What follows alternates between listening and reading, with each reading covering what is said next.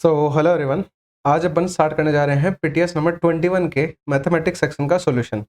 इसमें अपन देखेंगे कि कैसे मतलब सारे क्वेश्चन को अटेम्प्ट करना है, या फिर मतलब कंसेप्ट क्या लग रहा है उस क्वेश्चन के अंदर। और भाई जिस भी किसी ने पहले वाले पीटीएस नहीं देखे हैं वो एक बार प्लीज़ जाके उनके सॉल्यूशन भी देख लीजिएगा, क्योंकि मतलब उन पीटीएस में अपन ने बहुत सारे क्वेश्चंस में ऐसी चीज़ें करी हैं जो मतलब आपके एग्जाम के पॉइंट ऑफ व्यू से बहुत ज़्यादा हेल्पफुल रहेंगी। ठीक है, उनसे आपका रिविजन जल्दी हो जाएगा और वो क्वेश्चन आपके एग्जाम में काफ़ी नीडफुल रहेंगे। ठीक है, तो बिना टाइम को वेस्ट किए हुए स्टार्ट करते हैं अपन। पहले नंबर के क्वेश्चन में देखो क्या गिवन है कि 80 छात्रों और 10 संसाधन व्यक्तियों वाली एक कार्यशाला है, मतलब एक वर्कशॉप है, उसमें 80 स्टूडेंट है और 10 रिसोर्स पर्सन है। तो ये लिख लेते हैं अपन कि स्टूडेंट्स जो हैं वो 80 हैं और जो रिसोर्स पर्सन है वो 10 है। आगे क्या बोल रहे हैं कि इनके बीच में मिठाई बांटी गई। ठीक है, मिठाइयाँ वितरित करी गई। कार्यशाला के अंत में हर एक बच्चे को मिठाई वितरित करने के लिए खर्च की गई जो राशि है, यानी कि हर एक स्टूडेंट पे जो उन्होंने पैसे खर्च किए हैं वो कितना खर्च किया है कि कुल छात्रों की संख्या का 30%, यानी जितने भी टोटल स्टूडेंट है उसका 30% उन्होंने रुपए खर्च किया है। तो ये तो अपना नंबर था, यहाँ पे अपन खर्च लिख लेते हैं उनका। तो 80 का 30% उन्होंने खर्च किया है। ठीक है, आगे चलते हैं। इसने बोला कि प्रत्येक संसाधन वाले व्यक्ति यानी रिसोर्स पर्सन पे खर्च की गई जो राशि है वो कुल छात्रों की संख्या का ही 40% है, यानी कि इनके ऊपर जो रुपए खर्च करे गए हैं वो 80 का ही 40% है। ठीक है, पूछ क्या रहा है, कार्यशाला में मिठाई में वितरण के लिए खर्च की गई कुल राशि कितनी थी, मतलब टोटल अमाउंट स्पेंड कितना था। भाई यहां से टोटल अमाउंट निकालेंगे, यहां से निकालेंगे, दोनों को ऐड करेंगे तो फाइनल वैल्यू मिल जाएगी। देखिएगा कैसे करेंगे। सबसे पहले अपन ने भाई 100% से मतलब ये दोनों जीरो कट जाएंगी, तो 8 3 24 खर्च हो गया इनका, और यहाँ पे दोनों जीरो कटेंगी तो 32 रुपए खर्च हो गया इनका, यानी अपन को कितने रुपए मिल गए। अब देखो मल्टीप्लाई करना पड़ेगा ना, क्योंकि हर एक बच्चे पे उन्होंने 24 रुपए खर्च किए हैं। 80 टोटल 80 बच्चों पे कितना खर्च करेंगे, 80 इंटू 24 तो जीरो आ जाएगा, और 24 इंटू 8 करेंगे तो कितना आएगा, 1920 आ जाएगा। ठीक है, फिर यहाँ पे 32 इंटू 10 करेंगे तो 320 आ जाएगा। अब इनको जोड़ेंगे तो 1900 और 300 हो गए 2200, 2240 आंसर आ जाएगा अपना। लास्ट वाला ऑप्शन एकदम करेक्ट हो जाएगा। काफी इजी क्वेश्चन था। इसी तरीके से अपन सारे क्वेश्चंस को सिंप्लीफाई करेंगे, जिसमें कोई कॉन्सेप्ट होगा वो भी मैं आपको लिखवाऊंगा, तो आपको कहीं कोई दिक्कत नहीं आएगी। चलते हैं सेकंड नंबर के क्वेश्चन पे। देखो इसमें क्या दे रखा है कि एक साइकिल का पहिया है, उसकी त्रिज्या दे रखी है 42 सेंटीमीटर, तो जो दे रखा है वो लिख लेंगे। 42 सेंटीमीटर दे रखा है। ठीक है, 25 सेकंड में 40 चक्कर लगाता है, मतलब एन की जो वैल्यू है, एन मतलब रिवोल्यूशंस होते हैं कि कितने चक्कर लगा रहा है, वो 40 है, और टाइम ये ले रहा है 25 सेकंड का। आगे क्या दे रखा है कि इसकी गति बतानी है किलोमीटर प्रति घंटा में एक दशमलव स्थान तक क्या होगी। भाई गति यानी अपन से स्पीड पूछ रहा है, तो स्पीड से रिलेटेड तो अपन ने रिवोल्यूशन वाली जगह पे कुछ भी काम का नहीं पढ़ा है, लेकिन एक चीज अपन ने जरूर पढ़ी है कि डिस्टेंस बराबर होता है n इंटू 2πr। देखिए मैं बताता हूं क्या होता है, ये फॉर्मूला आता कहां से है वो भी समझ लेते हैं। क्या होता है कि जैसे साइकिल का एक पहिया एक रिवोल्यूशन करेगा, तो देखिएगा क्या होगा। ये जैसे साइकिल का पहिया है, इस पहिए ने एक रिवोल्यूशन करा, तो जैसे ये पॉइंट पकड़ना आप है ना एक बार, फिर अपन ने इसको घुमाना चालू किया, ये ऐसे घूम के आएगा, उतनी देर में ये एक चक्कर यहां तक मान लो पूरा करेगा। तो वो एग्जैक्टली उसने क्या कवर किया है, अपनी पूरी एक सरकमफ्रेंस उसने कवर करी है। परिधि पूरी एक बार चक्कर, एक चक्कर उसका पूरी परिधि के बराबर ही तो होगा ना, क्योंकि ये वाला पॉइंट जब वापस यहाँ पे आएगा मतलब एक पूरी अपन ने खोल दिया है सर्कल को, जो सर्कल बंद था उसको खोल के मैंने ये वाला पॉइंट पकड़ा और इसको मैं खोल के यहाँ ले गया, तो वो सीधी ऐसे एक लाइन बन गई। अब इससे हेल्प क्या मिलेगी कि भाई 2πr का मतलब तो उसने एक ही बार रिवोल्यूशन यानी एक ही चक्कर काटा है। अगर मैं इसको n से गुणा कर देता हूं तो ये सारे चक्कर काट लेगा आपने। ठीक है, और इसने तो क्या बोला है 40 चक्कर काटे हैं, तो बाकी की सभी चीजों को तो हटाते हैं और सॉल्यूशन पे चलते हैं। क्या होगा देखिएगा। इसने क्या बताया है कि डिस्टेंस, अब डिस्टेंस नहीं है अपने पास में, डिस्टेंस का फॉर्मूला भी अपन ने, मैंने डीएसटी को जीएसटी से बहुत बार याद करवाया है, तो डिस्टेंस की जगह पे तो स्पीड इनटू टाइम लिख सकते हैं, क्योंकि स्पीड और टाइम का ही रोल है अपने क्वेश्चन में। तो क्या आ जाएगा, स्पीड इनटू टाइम की जगह पे 25 सेकंड आ जाएगा, बराबर में एन, एन यानी 40 चक्कर काटे हैं, इंटू 2πr। 2πr का मतलब क्या हो जाएगा, 2 इंटू पाई मतलब 22/7 इंटू रेडियस, रेडियस इसने 42 सेंटीमीटर दे रखी है। अब देखिएगा इसने किलोमीटर प्रति घंटा में पूछा है, तो पहले तो आप सेंटीमीटर को मीटर में बदल लो, तो 100 से भाग देना पड़ेगा। अब ऐसा करने से क्या हो गया कि ये जो अपना आंसर है ये मीटर में और इधर टाइम सेकंड में यानी मीटर पर सेकंड में आ जाएगा, और उसको अपन को किलोमीटर पर आवर में बदलना कितना आसान होता है। ठीक है, तो यहां से स्पीड निकालेंगे तो ये उधर 25 भाग में चला जाएगा, यानी 40 इंटू 2 इंटू 22/7 इंटू में 42/100 और इंटू में 1/25 हो गया। ये स्पीड अपनी मीटर पर सेकंड में आई है। और मैंने ये भी आपको बताया है कि मीटर पर सेकंड को जब भी किलोमीटर पर आवर में बदलना है, छोटी वैल्यू से बड़ी वैल्यू में जाना है, तो बड़ी वैल्यू ऊपर आती है। तो कंफ्यूज नहीं होना है, 18/5 से गुणा हो जाएगा ये। तो इसको अपन 18/5 से गुणा कर देंगे। अब ये कैलकुलेशन कर लेंगे, इजीली हो जाएगी, कहीं कोई दिक्कत नहीं आएगी। देखिएगा 7 से 42 कट गया 6 बार। और अपन एक दो चीजें और काट लेते हैं, जैसे 5 से इसको काट लेंगे 8 बार। 2500 को नीचे रख लेते हैं, क्योंकि अब और कुछ भी नहीं घटेगा, वो पॉइंटों में आएगा, तो अपन को पॉइंटों में आंसर निकालना है। देखो क्या करेंगे, 8 को 2 से मल्टीप्लाई किया तो 16 आया, 16 को 6 से किया तो 96 आया। ठीक है, अब 96 को करना है 22 इंटू 18 से, तो मैं एक साथ ही लिख देता हूँ, या फिर ऐसे कर लो कि 96 इंटू 22 इंटू 18 और अपॉन में 25 इंटू 100 आ जाएगा। अब देखो क्या करेंगे, इस कैलकुलेशन को मैं यहां पे कर रहा हूं, 96 को गुणा करना है, या फिर आप 96 को 22 से गुणा करके लिख लेते हैं अपन। तो 22 इंटू 6 कितना होता है, 132 होता है, तो 2 आ गया, 13 कैरी लग गई। 22 इंटू 9 कितना होता है, 198, उसमें 13 जुड़ेगा तो 211 आ जाएगा। और इसमें अब गुणा किससे करना है, 18 से गुणा करना है, और बटे 25 इंटू 100। अब देखो 18 से गुणा करना तो काफी इजी है, कैसे करेंगे, 18 इंटू 2 होता है 36, तो 6 आ गया, 3 कैरी लग गई।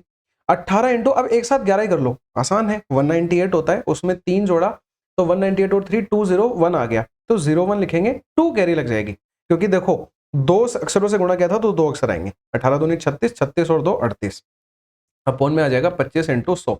एक बार 100 को आप भूल जाओ, 25 से इसको डिवाइड करना चालू करो, तो देखो 25 एकम 25, फिर बचेगा कितना 13, तो 130 आएगा। और 130 के लिए 25 से 5 बार भाग जाएगा, क्योंकि 125 होता है ना। अब आप पूरा सोल्व मत करो इस क्वेश्चन को, भाई कौन देखने आ रहा है कि कैलकुलेशन आपने पूरी करी है, आधी करी है। 15, अब आगे देखो जो भी पॉइंटों में आएगा, फिर अपन 100 वाले पॉइंट लगाएंगे, भाई 15 वाला ऑप्शन कौन सा है, यही तो है, तो इसको टिक करके आगे बढ़ जाओ, काफी इजी हो गया। ठीक है, थर्ड नंबर के क्वेश्चन पे चलते हैं। बस खास बात ध्यान रखने वाली क्या है कि d बराबर एस टी होता है, जो जीएसटी से याद रह जाएगा, और डिस्टेंस बराबर n इंटू 2 मैंने आपको निकालना सिखाई दिया है। दोनों चीजें याद करेंगे और इजीली ऐसा क्वेश्चन आएगा तो सिंप्लीफाई कर देंगे।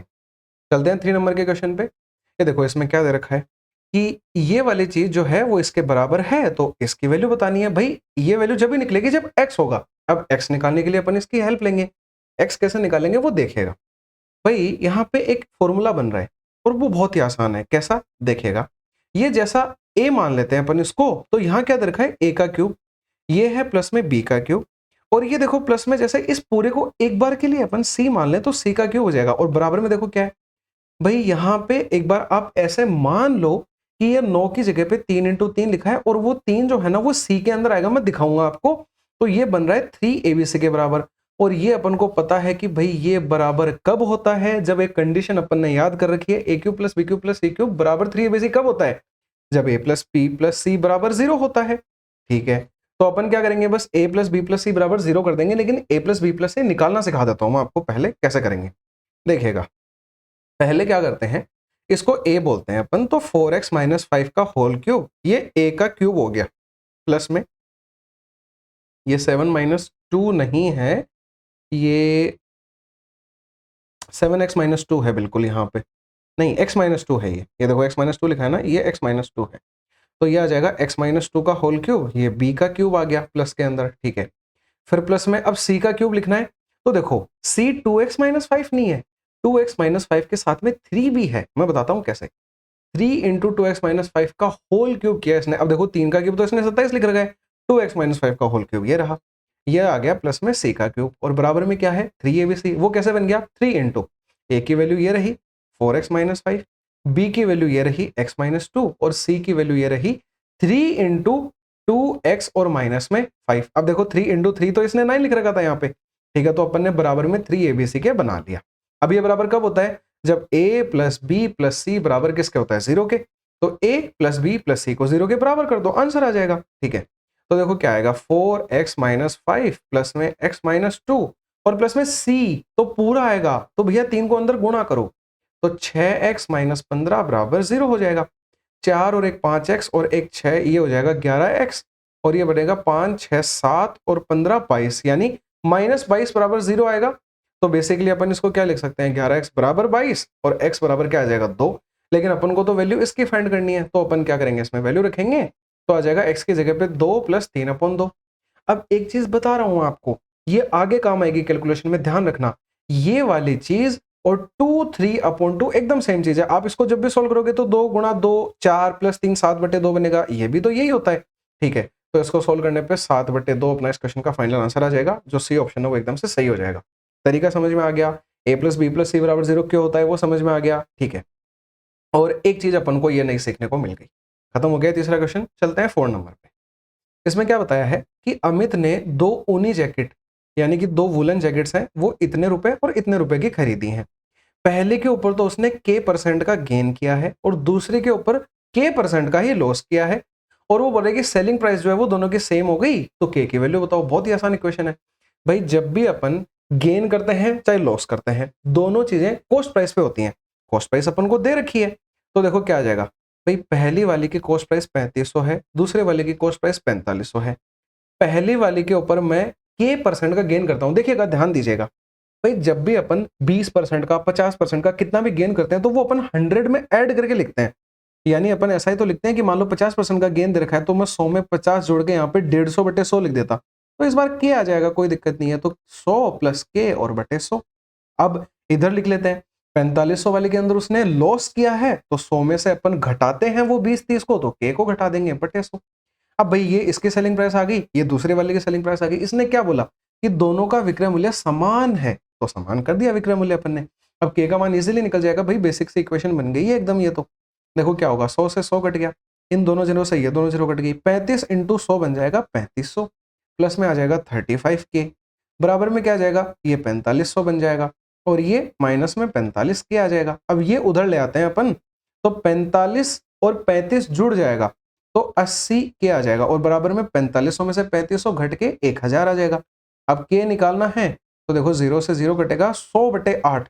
100/8 को आप डिवाइड मत करो, 100/8 को आप 1/8 देखो। 1/8 की फ्रैक्शन क्या होती है, मतलब परसेंटेज में 12.5% होता है। 1/8 जो फ्रैक्शन होती है वो 12.5% की होती है भाई, ये ध्यान रखिएगा। और जिसको नहीं आता वो भाग दे के भी निकाल सकता है, कोई दिक्कत नहीं है। 12.5 का मतलब क्या होता है, 12 से 1/2, यानी देखो 25/2 बन रहा है, और इसको भी आप 4 से काटोगे तो 25/2 ही तो आएगा। पर ये इतना काटना पीटना से ज्यादा आसान है कि आप फ्रैक्शंस याद कर लो, और याद करने की भी देखो नीड नहीं होती है, बार बार क्वेश्चंस में यूज करोगे, प्रैक्टिस करोगे, अपने आप याद हो जाएगा। चलते हैं 5 नंबर के क्वेश्चन के ऊपर। इसमें क्या बोला है, एक नंबर है ये वाला, ये जो है वो 8 और 9 दोनों से डिविजिबल है। जब भी कोई नंबर किसी भी नंबर से पूर्णतः विभाजित होता है, पूरा पूरा डिविजिबल होता है, तो वो रिमाइंडर 0 छोड़ता है। एक तो ये बात ध्यान रखनी है, और डिविजिबल है मतलब डिविजिबिलिटी के रूल ध्यान में होने चाहिए। अब उसी की हेल्प से अपन ये वाला क्वेश्चन करेंगे, तो देखिए कैसे करवाता हूं मैं। सबसे पहले अपन क्या करेंगे, इसने एक बात तो ये बोली कि स्मॉलेस्ट पॉसिबल वैल्यू ए और बी की बतानी है, तो स्मॉलेस्ट कब निकलेगी, जब अपन इसमें, अभी मैं बताता हूँ क्या करना है स्मॉलेस्ट के लिए। देखो जैसे नंबर क्या लिखा है, 645 A 2879 B8। अब देखो ये नंबर इसने बोला है 8 से और 9 से कंप्लीटली डिविजिबल है। अब 8 और 9 का रोल दिमाग में नंबर दिखते ही याद आ जाना चाहिए, डिविजिबिलिटी रूल।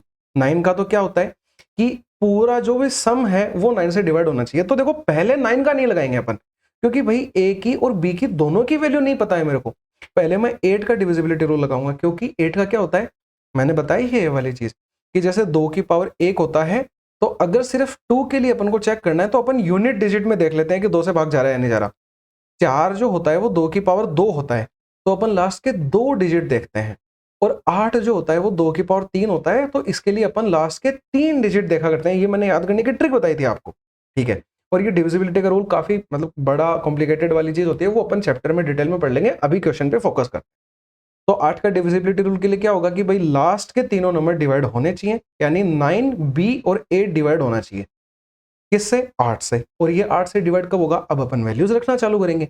तो मैंने क्या किया, सबसे पहले यहाँ पे 0 रखा।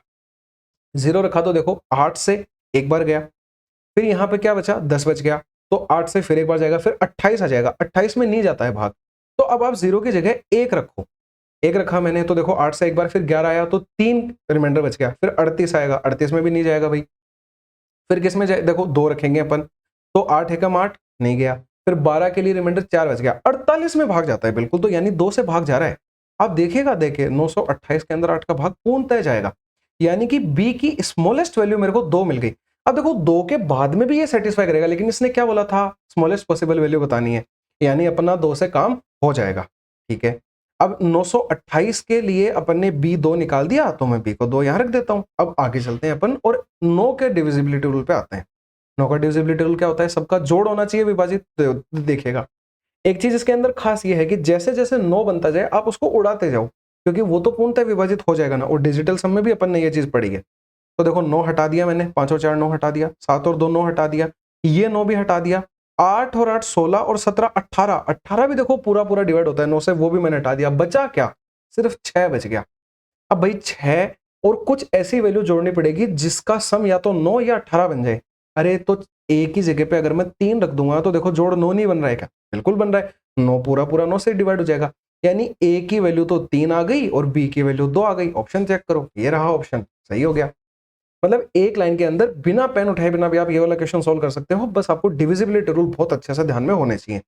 और एक चीज बता देता हूँ, इन्हीं डिविजिबिलिटी रूल के लिए मैंने जो शॉर्ट्स वीडियो होते हैं वो भी बना रखे हैं और उनमें बहुत अच्छी अच्छी ट्रिक्स बता रखी है। मैंने 17 का 13 का डिविजिबिलिटी रूल भी बताया है, तो प्लीज आप जाके वो चेक करिएगा, काफी कैलकुलेशन में हेल्प मिलेगी आपको।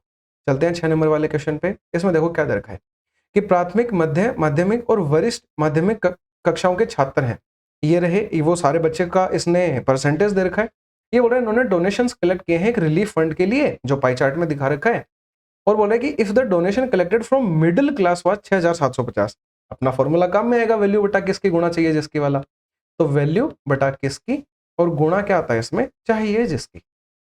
तो यहां क्या आएगा भाई, देखिएगा वैल्यू जो है 6750 वो किसकी है? वैल्यू जो है वो मिडिल क्लास की है। मिडिल क्लास का मतलब 30% की वैल्यू है वो। इसने अपन से क्या पूछा है?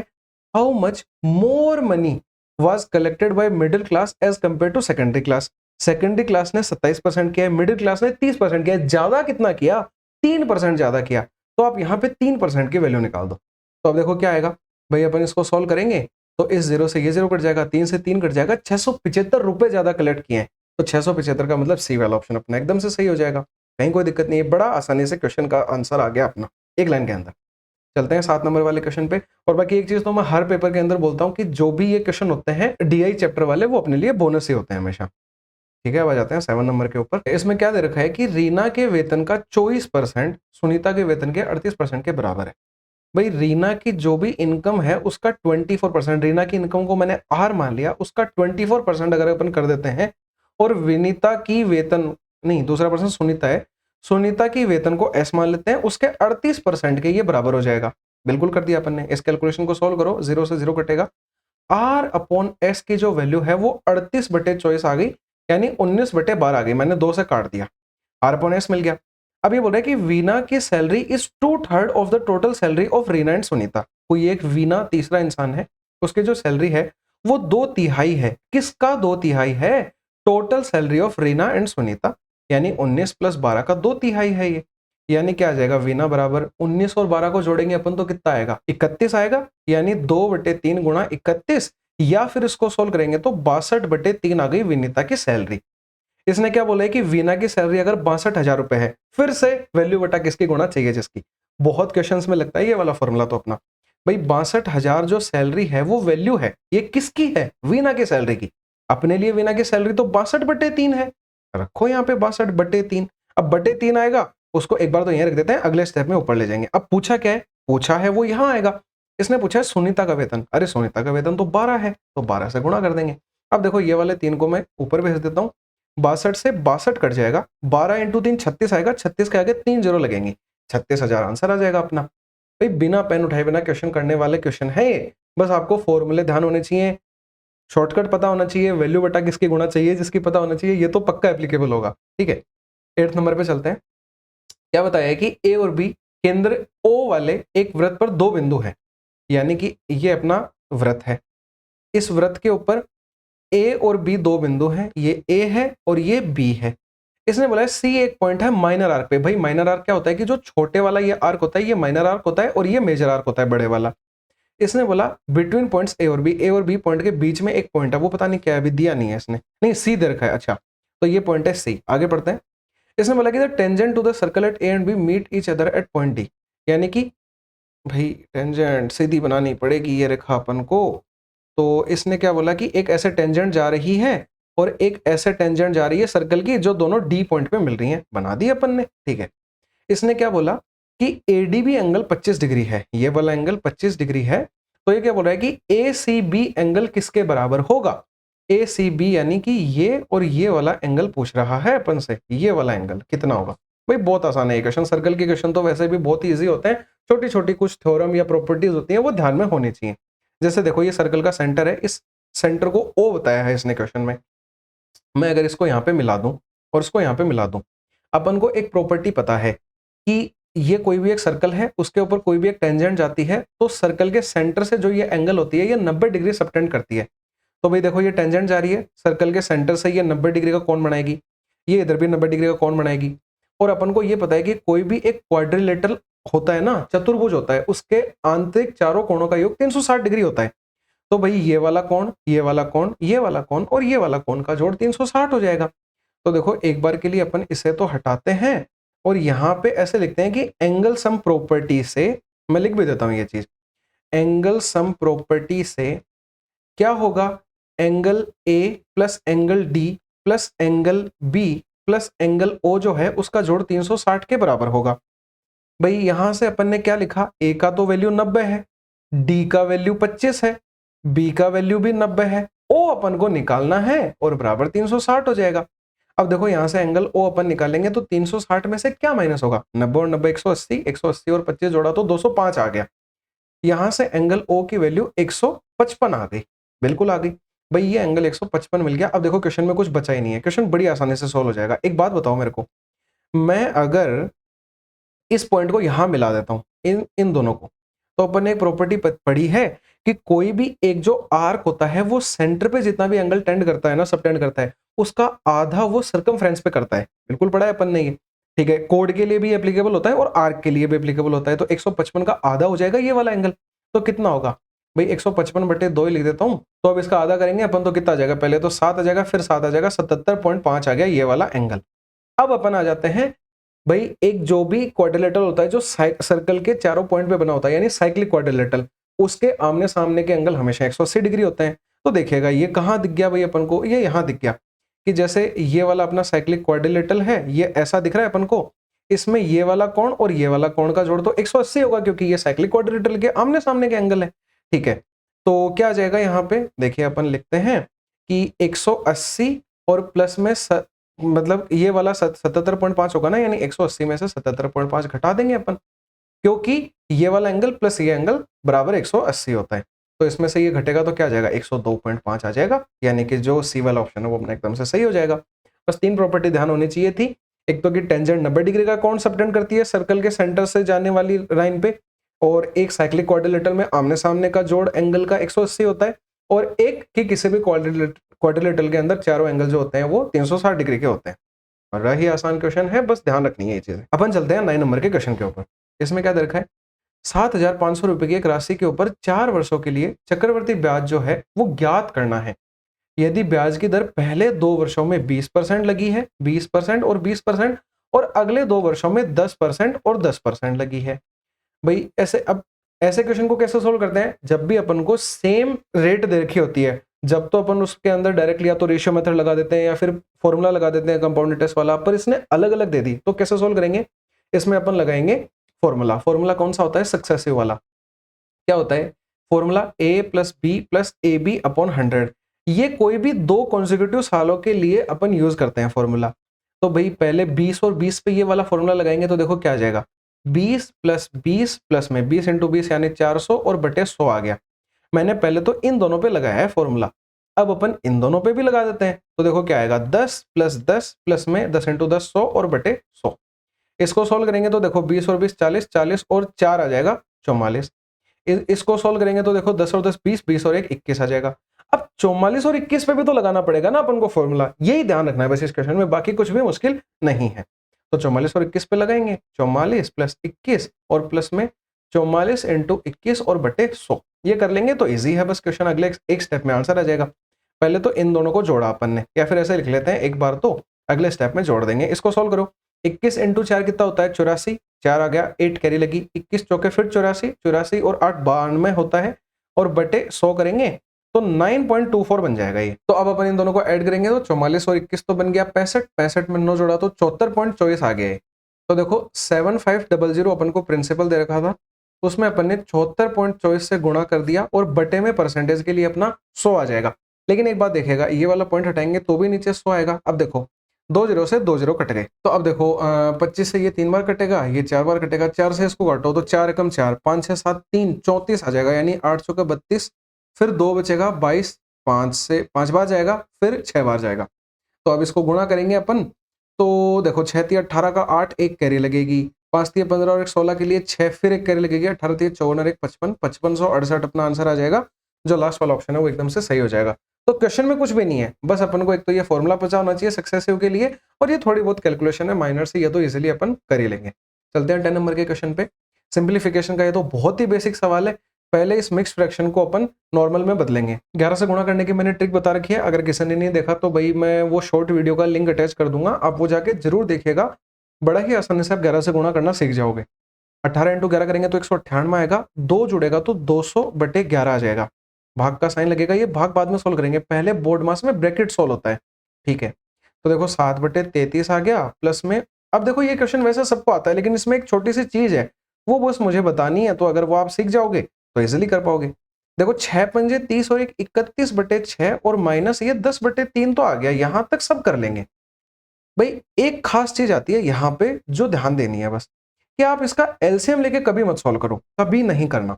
आप इसका जो बेस है ना, जो डिनोमिनेटर है, उसको सेम बना लो, तो आपको एलसीएम नहीं लेना पड़ेगा और आसानी से माइनस कर पाओगे। तो भाई इसको 2 से गुणा करके मैं 6 बना सकता हूं, तो ऊपर भी 2 से गुणा होकर 20 बन जाएगा। अब देखो 31 में से डायरेक्टली 20 घटा के आप 11/6 लिख सकते हो इस चीज को।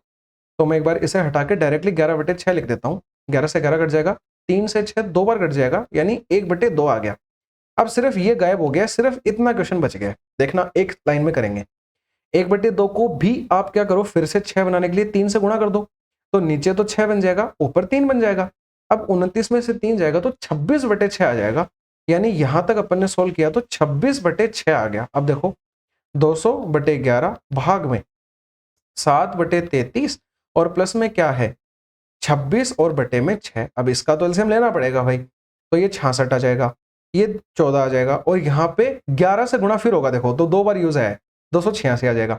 ये जोड़ेंगे तो 300/66 आ जाएगा, ठीक है। इसको अपन लिख देते हैं 300/66। देखो भाग है तो मैं गुणा में बदल लूंगा ऐसे, तो 200/11 गुणा में बदला तो 66/300 आ गया।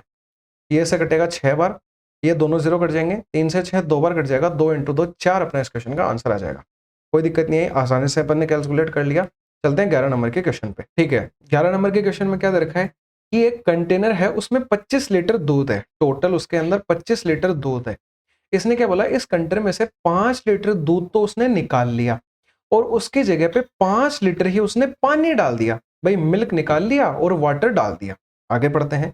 इसने यही प्रक्रिया 2 बार करी, 2 बार रिपीट किया उसने प्रोसेस, तो बोल रहा है कंटेनर में कितना दूध बचा है। देखो इस क्वेश्चन को करने का बेस्ट और सबसे इजी मेथड बताता हूं आपको। देखो इस क्वेश्चन को करने का सबसे बेस्ट और इजी मेथड बताता हूं आपको मैं। सबसे पहले क्या करना है, आप ये निकालो कि फ्रैक्शन में उसने कितना निकाला है और कितना छोड़ा है। तो देखो उसने 5 निकाला 25 का, यानी 1/5, मतलब वो 1 निकाल रहा है टोटल 5 में से। तो अब बच कितना गया, बस आप ये देख लो, 4/5 बच गया ना।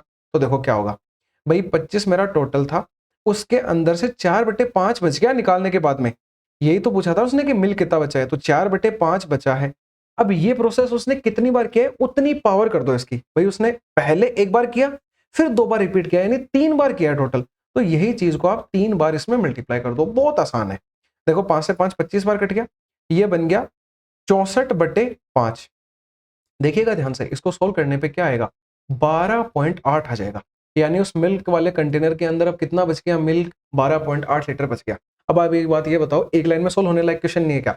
बस आपको क्या करना है, ये देखना है कि फ्रैक्शन में कितना निकाला है और आपने क्या ऐसे उसको अब कितनी बार किया है। बस ये 2 चीजें आप देख लोगे तो इजीली आंसर आ जाएगा। चलते हैं 12 नंबर के क्वेश्चन पे। इसमें क्या दे रखा है कि इसकी वैल्यू फाइंड करनी है, आसान है, वैल्यूज पुट करनी है बस। 3 इंटू, भाई ट्रिग्नोमेट्रिक टेबल वाली जो है वो सारी वैल्यूज आपको अच्छे से ध्यान होनी चाहिए। 10/60 की वैल्यू जैसे √3 होती है, उसका स्क्वायर करेंगे अपन, तो √3 का स्क्वायर ही लिख देते हैं। फिर sec 30 की वैल्यू cos 30 की उल्टी होती है, यानी कि वो तो √3/2 होती है, तो ये 2/√3 का स्क्वायर हो जाएगा। फिर माइनस में sin 45, तो 1/√2 होता है, उसका स्क्वायर आ जाएगा। ये 2 लिखा है भाई, है ना, देख लीजिएगा। अपॉन में अब देखो यहाँ पे थोड़ा सा दिमाग लगाना पड़ेगा, और ये दिमाग लगाने के लिए भी मैंने आपको जो पीटीएस नंबर 10 या 11 है शायद, उसके अंदर भी ये वाली चीज सेम चीज बताई थी, और पूरा मैंने वो टेबल के अंदर एएसटीसी वाला रूल यूज करके चेंजिंग लाइन और नॉन चेंजिंग लाइन सब बताया था डिटेल में। अगर किसी को बहुत अच्छे से पढ़ना है तो वो वाला जाके वीडियो चेक कर लेना, मैं अटैच कर दूंगा उसका भी लिंक। बाकी अभी अपन डायरेक्टली सिंप्लीफाई कर लेते हैं, बताऊंगा यहाँ पे भी लेकिन शॉर्टकट के अंदर। साइन 75 है तो इसे अपन लिख सकते हैं साइन के अंदर 90-15। अभी भी देखो साइन 90-15 साइन 75 बन रहा है, और साइन 90 माइनस थीटा, 90 में से थीटा घटाएंगे तो फर्स्ट क्वाड्रेंट में आएंगे, फर्स्ट क्वाड्रेंट में तो सभी पॉजिटिव होते हैं, और ये वाली चेंजिंग लाइन होती है तो साइन को कोस में बदल देगी, तो ये कोस 15 बन जाएगा। अब कोस 15 प्लस कोस 15 यानी 2 कोस 15 आ जाएगा, तो मैं इसे हटा के डायरेक्टली 2 कोस 15 लिख रहा हूं। तो क्या आ जाएगा भाई, देखिएगा ये बन जाएगा यहाँ पे 2 कोस 15। आगे चलते हैं, इनटू में भाई सेक 15 और कोसेक 75 है। देखो कोसेक 75 को अपन लिखेंगे कोसेक 75 को मैंने लिखा फिर 90-15, फिर 90-15 करेंगे, इसी क्वाड्रेंट में आएंगे, इसमें तो सारे पॉजिटिव होते हैं, पहली बात तो प्लस का आएगा, ये चेंजिंग लाइन होती है, कोसेक को ये सेक में बदल देगा, यानी ये भी सेक 15 बन जाएगा, तो सेक 15 प्लस सेक 15 2 सेक 15 बन गया। अब अपन को तो एक बात पता है, कोस और सेक एक दूसरे के रेसिप्रोकल होते हैं, जैसे साइन और कोसेक होते हैं, टेन और कोट होते हैं, वैसे सेक और कोस भी एक दूसरे के रेसिप्रोकल होते हैं। तो कोस 15 से सेक 15 कट गया। अब ऊपर वालों को सोल्व करो, ये 3 बनेगा, 3 इंटू 3 9 आएगा, प्लस में ये 4/3 आएगा, और ये कितना आएगा 1/2 आ जाएगा, और बटे में कितना 2 इंटू 2 4 बन जाएगा। इसको सोल्व करो भाई, एलसीएम लो, तो एलसीएम 6 आएगा, यहाँ पे 54 आएगा, यहाँ पे 8 आएगा, और ये 3 आ जाएगा। 54 और 8 हो गए 62, 62 में से 3 जाएगा तो 59 बचेगा, यानी 59/6, और बटे 4/1 है तो 1/4 बन जाएगा, यानी 59/24 अपने इस क्वेश्चन का फाइनल आंसर आ जाएगा। बड़ा ही आसान था, लास्ट वाला ऑप्शन टिक हो जाएगा। चलते हैं 13 नंबर के क्वेश्चन पे। इसमें क्या दे रखा है कि 4 लगातार विषम प्राकृतिक संख्याओं के वर्गों का औसत 201 है। तो ये बोल रहा है सबसे बड़ी संख्या के 7 गुणा और सबसे छोटी के 3 गुणा का औसत बताना है। काफी इजी क्वेश्चन है, इसके अंदर आप बड़ा मत बनाना इसको। देखो काफी बच्चों ने इसको सिंप्लीफाई जरूर किया होगा, लेकिन काफी कॉम्प्लिकेटेड बनाया होगा। मैं बता भी देता हूं क्या किया होगा उन्होंने और वो गलत क्यों है। जैसे देखिए क्या है कि 4 अपन को कॉन्जिक्यूटिव यानी लगातार ओड नेचुरल नंबर लेने हैं। पहली बात तो नेचुरल नंबर को अपन कैसे भी लिख सकते हैं, मैं 2k लिख देता हूं, लेकिन ये तो एक इवन नंबर है। ओड में अगर इसको बदलना होता है ना तो अपन +1 कर देते हैं। अब इस नंबर में आप k की जगह पे कुछ भी रखोगे तो ये हर बार ओड आएगा। अब अपन को तो 4 कॉन्जिक्यूटिव लेने हैं, भाई कॉन्जिक्यूटिव लेना है तो अगला 2k + 3 ले लो, एक इसके पीछे का कॉन्जिक्यूटिव ले लो 2k - 1, और एक इसके पीछे का ले लो 2k - 3। भाई ये 4 कॉन्जिक्यूटिव नेचुरल नंबर हो गए जो ओड है, ठीक है। इसने क्या बोला है, इनका एवरेज जो है ना वो 201 है। ये मेथड बहुत लंबा है, ऐसे नहीं जाएंगे अपन, मैं दूसरा बताऊंगा, बस एक बार बता देता हूं बेसिक से कि भाई जैसे इन सभी को आप ऐड कर लो एवरेज के लिए और बटे 4 कर दो, इसकी वैल्यू इसने 201 दे रखी है। सोल्व यहां से भी कर सकते हैं के निकाल के, पर इतना बड़ा क्यों करना है। देखो मैं आसान तरीका बताता हूं आपको। अब भाई जैसे किसी को बेसिक से जाना है और ये तरीका जो आप बता रहा हूँ वो समझ में ना आए तो वो बेसिक से चले जाना, उसके लिए मैंने लिख दिया यहाँ पे कि यहाँ से क्या आ जाएगा, और फिर जो वो सबसे बड़ा छोटा जो भी पूछ रहा है वो कर लेंगे अपन। अपन चलते हैं स्मार्ट ट्रिक पे। भाई सबसे पहले आप एक बार 1, 3, 5 और 7 4 ओड नेचुरल नंबर कॉन्जिक्यूटिव वाले ले लो और इनका स्क्वायर को लिखो आप। तो देखो 7 का स्क्वायर तो 49 यानी 50 के लगभग एक वैल्यू होती है। अब इसमें अपन 4 का भाग भी देंगे इनको जोड़ के, तो भाई एक बात ये बताओ कि 50 को 4 से भाग देंगे बहुत छोटी वैल्यू आ जाएगी। अरे अपन वहां तक पहुंचे तो सही पहले, फिर अपन 4 का भाग देंगे तो अपन को एक 201 लेके आना है। भाई सबसे बेस्ट मेथड है कि 201 से जस्ट बड़ी ऐसी वैल्यू देखो जो स्क्वायर होती है, मतलब 289 होता है 17 का, तो आप सबसे बड़ी वैल्यू को 17 ले लो, उससे छोटी वैल्यू 15, उससे छोटी वैल्यू 13 और उससे छोटी वैल्यू 11। अब देखो यही अपने आंसर के लिए काम आएंगे। बस मैं एक बार आपको इनका स्क्वायर करके ऐड करके एवरेज निकाल के बता रहा हूं, बाकी आज से आपको ऐसा नहीं करना है, आपको बस ये वैल्यू रखनी है और आंसर सोल्व करना है। अभी अपन इनको एक बार करते हैं। देखो 11 का स्क्वायर क्या होता है 121, 13 का 169 होता है, 15 का 225 होता है और 17 का 289 होता है। इनको जोड़ना चालू करो। देखो 9 और 1 10, 10 और 5 15, 15 और 9 करेंगे अपन तो कितना आ जाएगा 24 आ जाएगा। 2 कैरी लग गई, 2 और 2 4, 4 और 6 10, 10 और 10 20 का 0, 2 कैरी लग गई, 2 3 4 5 6 7 8, 804 आ गया।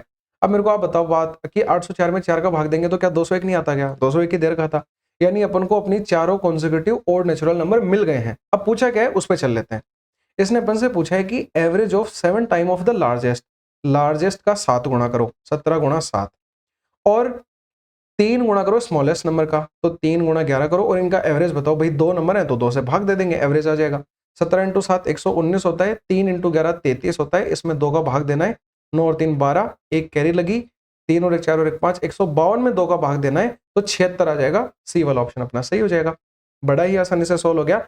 इस मेथड पे बस मत जाने की ट्राई करना, एग्जाम में ये वाली अप्रोच लगा लेना, ठीक है। चलते हैं अपन 14 नंबर पे।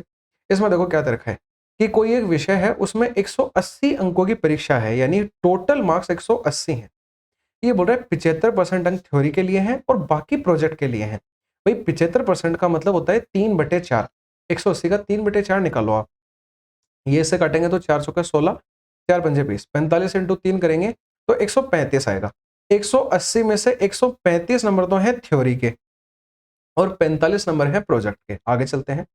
इसने क्या बोला कि वीना ने थ्योरी में 60% अंक प्राप्त किए, 135 का उसने 60% अंक प्राप्त किए, ये उसके थ्योरी के नंबर आ गए हैं। अब ठीक है, आगे चलते हैं।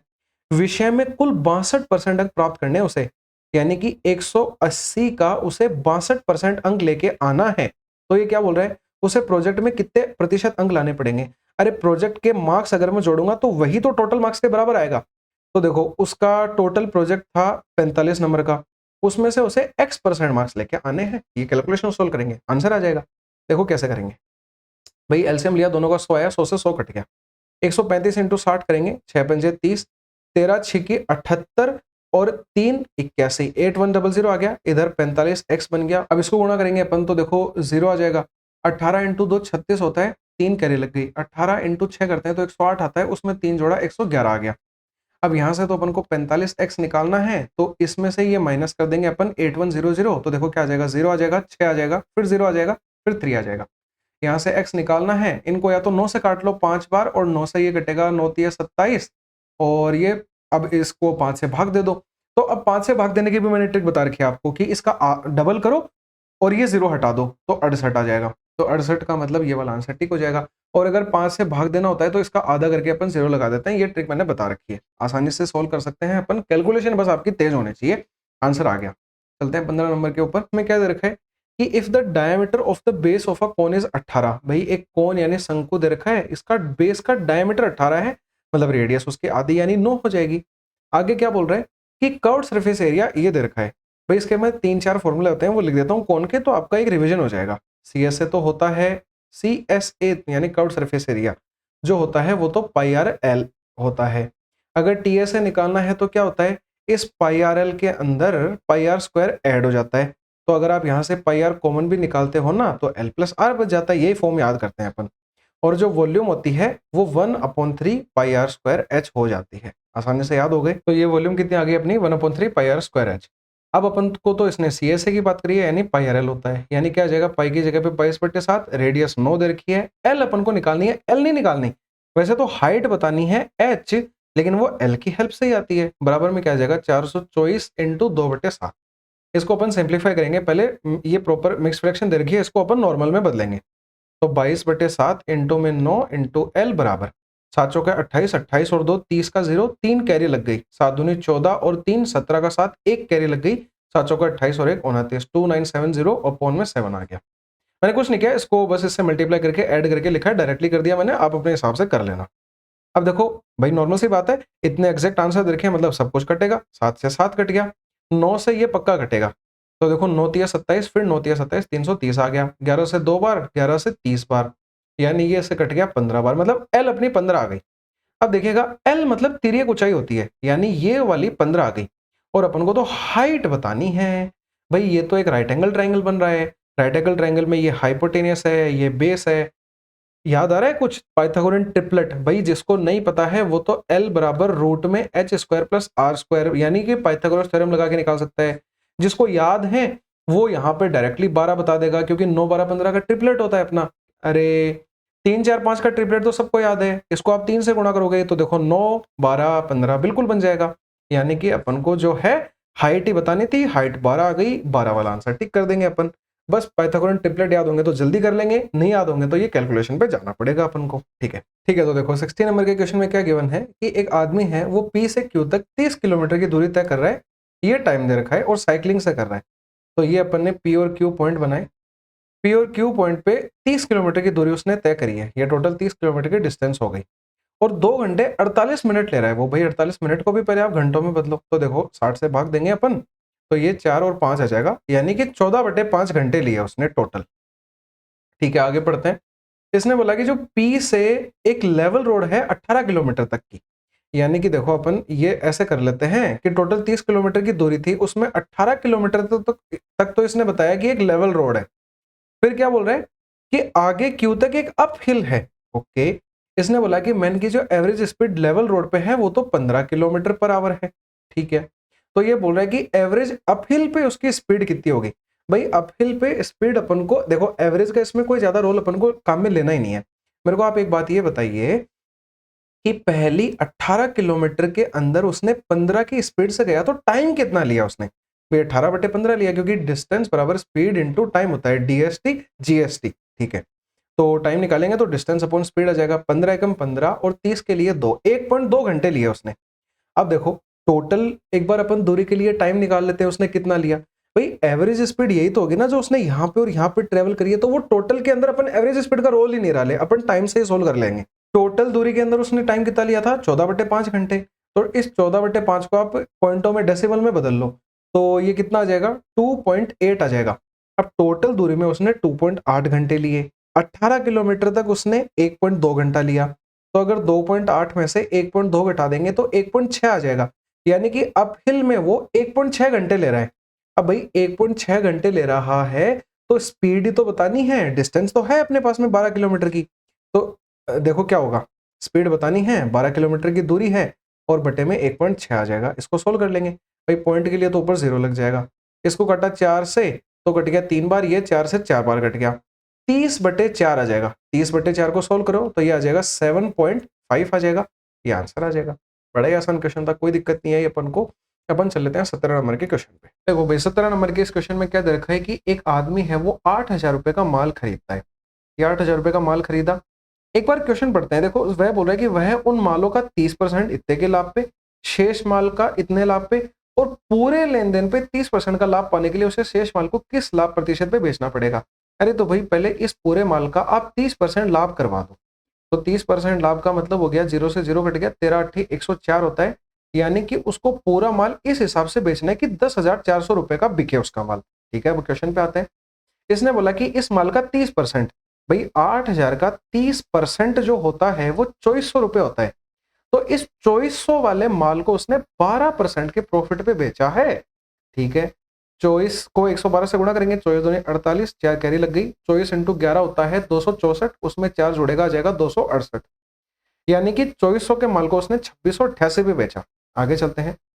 भाई इसने क्या बोला कि शेष मालों का 40%, 8,000 में से 2400 का माल वो बेच चुका है, तो माल बच कितना गया, 5600 रुपए का माल बच गया। इस 5600 रुपए के माल को उसने 40, इस माल के भी 40% को, 5600 के भी 40% को उसने पहले निकालो तो 0 आएगा, 6 चौके 24 आएगा, 5 चौके 20 और 2 22। इस 5600 में से भी उसने 2240 रुपए का माल जो है वो 25% के प्रॉफिट पे बेचा। 25% की फ्रैक्शन 1/4, 1/4 पे देखो क्या होता है, 1 बटे मतलब 4 पे 1 का लाभ, यानी 5/4 में बेचा है आपने। ये कटेगा 5 बार, फिर 6 बार 560 आएगा, 560 अब ये आ जाएगा 5 पंजे 25, 26 27 28। और आप ऐसा भी कर सकते थे, 56 का आधा करके 0 लगा सकते थे, तो 2800 रुपए में बेचा उसने 2240 के माल को। अब देखो क्या होगा, भाई माल बच कितना गया, 2400 रुपए का माल ये रहा, 2240 का ये रहा, 2400 और 2240 का माल, यानी अब 4640 का माल ये बेच चुका है 8,000 में से, तो माल बचा कितना रुपए का, 3360 रुपए का माल बचा है उसका। तो वो 3360 रुपए के माल को कितने परसेंट प्रॉफिट पे बेचे कि उसको कितने रुपए मिले। देखना अभी मेरी बात, भाई टोटल उसको 10,400 रुपए कमाने थे, वो 2688 और 2800 रुपए तो कमा चुका है अभी तक, तो पहले इनको जोड़ लो आप। तो इन दोनों को अपन जोड़ेंगे तो 88 तो एक बार आ जाएगा, 28 और 26 को जोड़ेंगे तो 54 आएगा, तो भाई इसको घटाओ, ये कितना आ जाएगा, भाई 12 तो यहाँ आएगा और 49 यहाँ आ जाएगा, 4,912 रुपए अपन को कमाने हैं इसके ऊपर। तो यहाँ से एक्स ही तो निकालना है। देखो 0 से 0 कट गया, x/10 बराबर 4,912 और बटे 336। भाई दिख रहा नहीं है तो ऐसे इधर देख लेता हूँ, या फिर आप PDF अपलोड करूंगा उसमें देख लेना, ये कैलकुलेशन है बस और कुछ नहीं है, या फिर यहाँ कर देता हूँ मैं। तो x बटे 10 और बराबर में 4912 और बटे में 336। तो इसको सोल्व करेंगे तो ये लगभग 14.61 के लगभग आएगा, पर ये 10 भी तो ऊपर जाके गुणा होगा। तो आप जैसे इसको 14.61 मान लो, कैसा भी कर लो, ये 10 उधर जाके गुना होगा तो 0.1 आगे खिसक जाएगा, यानी 146.1 आ जाएगा। लेकिन एक बात बता देता हूं मैं कि भाई जैसे अपन को यहाँ पे 12% का लाभ था तो मैं 100 में वो 12 जोड़ के लिख रहा था, 112। जैसे यहाँ पे लाभ था तो वो एक अपन ने जोड़ा था, तो भाई 146 के अंदर वो ऑलरेडी जुड़ी हुई वैल्यू आई है, अपन को 100 में से घटाना पड़ेगा, क्योंकि देखो मैंने यहाँ पे x लिखा था, 100 प्लस x नहीं लिखा था। अगर 100 प्लस x लिखता तो डायरेक्टली आ जाता, ये 46.1 आ जाएगा, 46.2 आ जाएगा लगभग। तो जो भी ये अप्रोक्सीमेट आंसर आएगा, इसके अंदर डेसिमल प्लेस तक बताना था, तो जो सेकंड ऑप्शन है वो अपना करेक्ट हो जाएगा। कैलकुलेशन है बस, और कुछ नहीं है, तरीका आपको आना चाहिए। एग्जाम के पॉइंट ऑफ व्यू से इतनी कैलकुलेशन एक वैलिड चीज नहीं है, बाकी फिर भी अपन ने समझ लिया है। अगले क्वेश्चन पे चल रहे हैं। देखो भाई इस 18 नंबर के क्वेश्चन में क्या दे रखा है, 3 2 ये 3 था, यहाँ 3 है ना, ये चेंज कर लेना बस, कोई दिक्कत नहीं है, ये नॉर्मल सी कैलकुलेशन है। तो देखो 3 3 9 और 2 11 बटे 3 आ गया, माइनस में ये 52 बटे 9 आ जाएगा, और भाग को गुणा में बदल लिया, और गुणा में ये 15 बटे 13 आ गया, पूरे बटा में ये देखो पहले ऑफ सोल्व होता है, तो 2 बटे 3 और गुणा में 4 बटे 3 आ जाएगा, और ये गुणा में बदलेंगे तो 3 बटे 1 बन जाएगा। आसान सी कैलकुलेशन है, 3 से 3 कट गया, नीचे वाला तो 8 बटे 3 आ गया, तो भाई इसे भी अपन 3 बटे 8 ले आते हैं, कोई दिक्कत नहीं है। नीचे अब अपना कुछ भी नहीं बचा है, ऊपर वाले को सोल्व करना है, आसान है। देखो क्या होगा, 13 से 52 कटेगा 4 बार, 3 से 9 कटेगा 3 बार, 3 से 15 कटेगा 5 बार, तो ये 5 हो के 20 हो गया। अब इसमें बस गुणा करना है 3 बटे 8 से। तो अब देखो इसको सोल्व करेंगे, ये 60 बनेगा, 60 में से 11 जाएगा तो 49 आएगा, अपॉन 3 आ गया, इंटू 3 अपॉन 8 आ जाएगा, ये कट जाएगा, माइनस में 49 अपॉन 8 आएगा। इसको सोल्व करेंगे तो ये 6 बार भाग जाएगा, और 6 तो 48 होता है, एक रिमाइंडर बचेगा, बटे 8 आ गया, और माइनस का साइन तो लगेगा ही लगेगा, यानी कि जो सी ऑप्शन है वो अपना एकदम से इजीली आंसर आ गया, कोई दिक्कत नहीं है। चलते हैं नेक्स्ट वाले के ऊपर। ठीक है, देखो इस 90 नंबर के क्वेश्चन में क्या गिवन है कि ये संख्याएं हैं 2 3 4 और 5। भाई ये संख्या लिख लेते हैं अपन, यहाँ संख्या लिख रहे हैं, और इसको थोड़ा तरीके से करेंगे, ध्यान दीजिएगा, 2 3 4 और 5 ये कितनी बार आ रही है, देखो इतनी बार आती है, मतलब इनकी फ्रीक्वेंसी कितनी है। भाई ये 2 प्लस 5 के बार आ रही है, ये 5 के माइनस 7 बार आ रही है, ये 2 के माइनस 3 बार आ रही है, और ये के प्लस 2 बार आ रहा है। ये बोल रहा है इन संख्याओं का औसत ये है। भाई औसत जब भी तो निकलेगा जब आप पहले फ्रीक्वेंसी को संख्या से गुणा करते हैं अपन। मतलब मैं बता देता हूं, औसत यानी एवरेज का फॉर्मूला क्या होता है कि भाई एफ, और ये जैसे ये एफ है अपना, एफ है और ये एक्स है, तो एफ को एक्स से गुणा करके इसका सम लेते हैं अपन, तो ये सम का साइन होता है। भाई इतना ध्यान नहीं जा रहा है, इतना समझ में नहीं आ रहा है, तो आप डायरेक्टली इसको इससे गुणा करके और इनका जोड़ करेंगे, बस वही लिखा है मैंने। और बटे क्या आता है, फ्रीक्वेंसी आती है कि कोई नंबर कितनी बार आ रहा है, रेशियो आता है नीचे, यानी अपॉन में एफ का जोड़ आ जाएगा। तो भाई देखो क्या करेंगे अपन, पहले अपन इनको गुणा करके यहाँ पे एफ एक्स लिख लेते हैं। तो देखो ये क्या आ जाएगा, 4 प्लस में 10 के, ये आ जाएगा 15 के और माइनस में 21। ठीक है, ये कितना आ जाएगा 8 के और माइनस में 12, ये क्या आ जाएगा 5 के और प्लस में 10। अब इनका जोड़ आएगा नीचे, तो मतलब यहाँ तो देखो क्या आएगा, 10 और 5 15, 25, 25 और 8 33, 33 और 5 38 के आ गया। अब आगे क्या आएगा देखिएगा, 10 और 4 14 हो गया, 14 33 में से माइनस होगा तो कितना आ जाएगा 19 आ जाएगा, और 19 भी किसका आएगा, माइनस का आएगा, क्योंकि 33 माइनस का था। तो ये आ गया 38 के माइनस 19, और बटे में अब एफ आएगा, एफ का जोड़, तो एफ का जोड़ कर लेते हैं अपन। तो 5 और 5 10, 10 और 2 12 और 1 13, 13 के, और ये देखो 2 और 2 4 माइनस होगा 10 में से, तो माइनस का 6 आ जाएगा, यानी 13 के माइनस 6 आ गया। ये इसने कितना दे रखा है, ये 2.85 दे रखा है, यानी 285 बटे 100 दे रखा है। काटो भाई इनको, या तो 5 से काट लो दोनों को, तो 5 से देखो ये 20 बार कट रहा है, और ये 5 से 57 बार कट रहा है, और देखो अभी ये और भी कट रहे होंगे। यहां से 19 आप कॉमन लोगे ना, तो 19 से ये कट जाएगा 3 बार, तो यहां तो देखो 2 के बच गया और यहां 1 बच गया। तो देखो बची हुई चीजों को अपन क्रॉस मल्टीप्लाई कर लेते हैं एक बार। तो 13 तिये 39 के और माइनस में 18 आ गया, और बराबर में 20 इसके साथ गुणा होगा तो 40 के माइनस 20 आ गया। तो देखो ये तो इधर आके के बन जाएगा, और ये इधर आके 2 बन जाएगा, के की वैल्यू 2 मिल गई। अब यहाँ पे रुक जाओ एक बार, इसने आगे क्या पूछा है, इसने क्या किया कि जितने भी 2 है ना उनको 6 से रिप्लेस कर दिया। तो भाई 2 की जगह पे ये 6 ले आया, यानी अपनी वैल्यू जो संख्या थी उसमें 4 का इंक्रीज हो गया। पर अपन को तो एफ एक्स के अंदर इंक्रीज निकालना है, क्योंकि देखो एक बात बताओ, अपन ने ये मेथड या फिर ऐसा क्यों लिखा था अपन डायरेक्टली भी तो इनको मल्टीप्लाई करके ऐड करके एवरेज निकाल सकते थे, पर ये ऐसा लिखने से अपन को कैलकुलेशन में आसानी हो जाएगी। भाई वैल्यू में तो इसने 4 बढ़ाया, फ्रीक्वेंसी में देखो के की वैल्यू 2 है, 2 मैं यहाँ पे पुट करूंगा तो 5 2 10 और 2 12 हो गया। लेकिन अपने एफ में कितना इंक्रीज आया? भाई अपन क्या कर रहे थे, ये एफ कैसे निकाल रहे थे, इस एक्स से एफ को मल्टीप्लाई करके, तो 4 को 12 से गुणा करके अपन 48 निकाल लेंगे। ठीक है, अब क्या हुआ यहाँ पे आप देखो कि 48 इंक्रीज हुआ है अपना, और कितने की वजह से हुआ है? भाई इसके अंदर वैल्यू पुट करो, 13 के माइनस 6 के अंदर 2 की, तो 13 दूनी 26, 26 माइनस 6 यानी 20 के ऊपर हुआ है ये एवरेज के अंदर निकालने के लिए, तो 20 आ जाएगा। इसको अपन सोल्व करेंगे तो 2.4 आ जाएगा, यानी कि जो अपन को इंक्रीज करवाना था वो 2.4 का करवाना था। पहले वाला एवरेज अपना कितना था? 2.85 का। इसने यही तो पूछा है कि नए नंबर्स का एवरेज क्या होगा, भाई इतना बढ़ जाएगा इसके अंदर, तो 2.85 में मैं 2.4 ऐड करूंगा तो 5.25 आ जाएगा, यानी कि जो सेकंड वाला ऑप्शन है वो एकदम से करेक्ट हो जाएगा। ठीक है, चलते हैं नेक्स्ट वाले क्वेश्चन के ऊपर। ठीक है, तो देखो 20 नंबर के क्वेश्चन में क्या गिवन है कि कौन सी, मतलब ये पढ़ने का कोई सेंस नहीं होता, डायरेक्टली यहाँ आ जाओ कि किस स्कूल में छात्रों की संख्या सबसे कम है। अरे भाई कम बतानी है तो इन सभी को जोड़ के ही तो बताना है, तो सी ई डी और बी में ही जोड़ लेते हैं अपन, ए में जोड़ने की नीड ही नहीं क्योंकि ए ऑप्शन में। ठीक है, तो अपन क्या करेंगे, इसमें ए का नहीं निकालेंगे, अपन डायरेक्टली इन चारों के अंदर निकालेंगे, और इसमें भी देखो इसका बहुत ज्यादा वैल्यू जा रहा है तो ये निकालने की नीड नहीं है, आप सिर्फ सी डी और ई का निकाल लो और उनसे अपन बता देंगे कि कौन से के अंदर सबसे कम बच्चे हैं। तो देखो इनको डायरेक्टली अपन ऐड करना चालू करते हैं, तो देखो 40 और 40 80, 80 और 30 110 और 10 120 आ गया, ये सी का आ गया।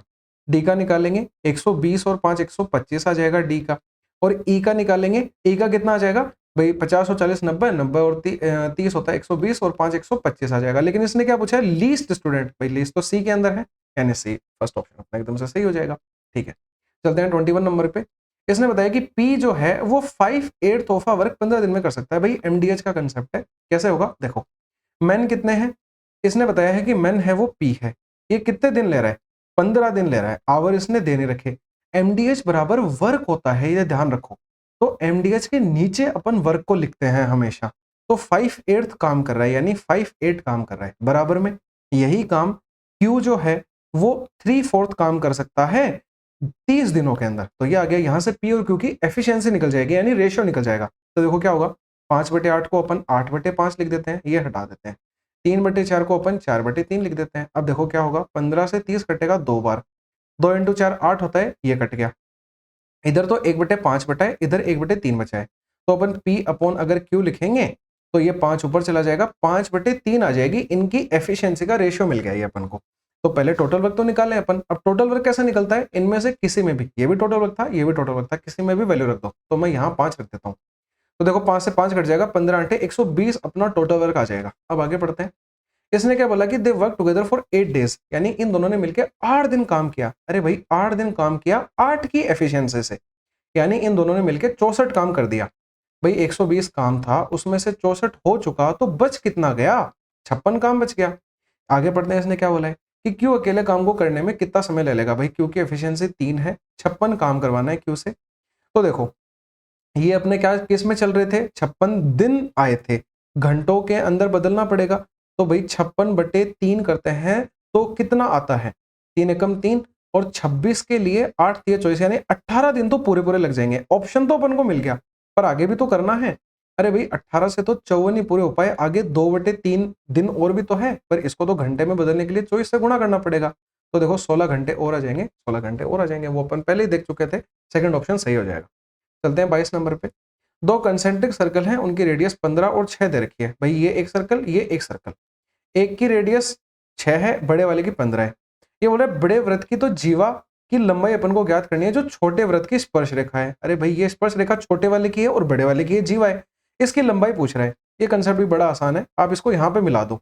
ये रेडियस है छोटे वाले की जो 6 दे रखी है, और ये वाली रेडियस बड़े वाले की है जो 15 दे रखी है, और ये जो अपन सर्कल से मिलाते हैं इस स्पर्श रेखा को, ये 90 डिग्री पे काटती है, यानी ये हाइपोटेनस हो जाएगी।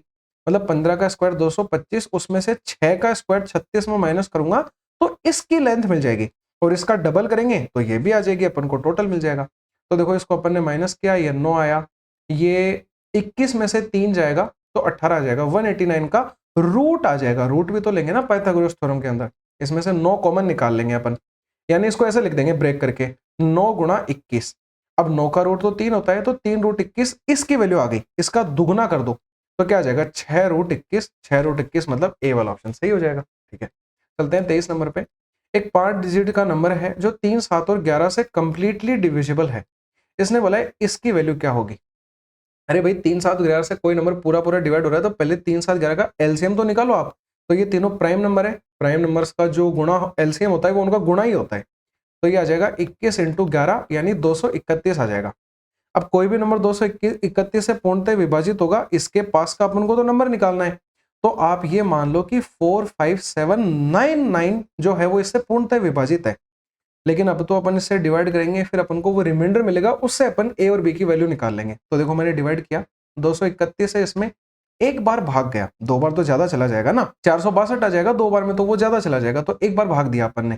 तो अब बचा कितना, देखो यहाँ पे बचा 6, 2 और 2, 226 बच गया। फिर आगे अपन 9 उतारेंगे, तो अब इसमें कितनी बार भाग जाएगा, 9 बार भाग जाएगा। कितना जाता है 9 बार के अंदर भाग आने पे, 2079 आता है। इसको अपन घटाएंगे तो देखो ये 0 आ जाएगा, 26 में से 7 जाएगा तो 19, 190 बच गया।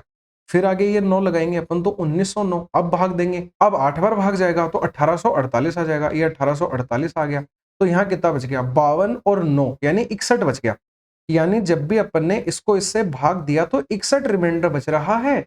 यानी इसमें से अगर मैं 61 घटा दूंगा तो वो नंबर कंप्लीटली 231 से यानी कंप्लीटली 3, 7 और 11 से विभाजित हो जाएगा।